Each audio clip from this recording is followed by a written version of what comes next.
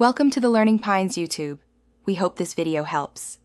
You start by getting the Sony A7III into a state where IAF will behave predictably.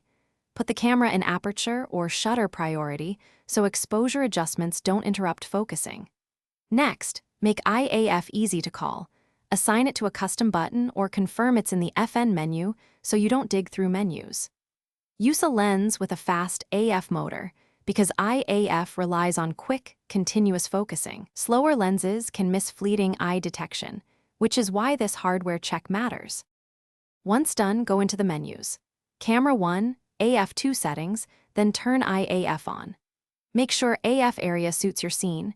Use flexible spot for precise framing and wide for moving subjects, because area selection tells the camera where to look for eyes. Then fine-tune AF drive speed and tracking sensitivity.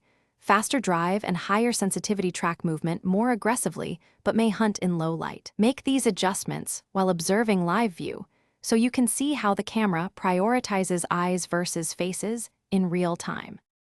Finish by testing. Shoot a subject at varied distances and lighting to confirm consistent eye locks.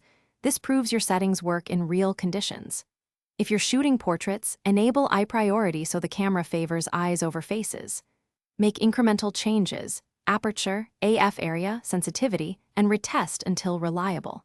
If IAF fails, try a firmware update, reset AF settings, or open the aperture to give the sensor more light. These steps resolve most issues. If problems persist, try another lens to isolate hardware faults. Thanks for watching. Consider subscribing if we helped you.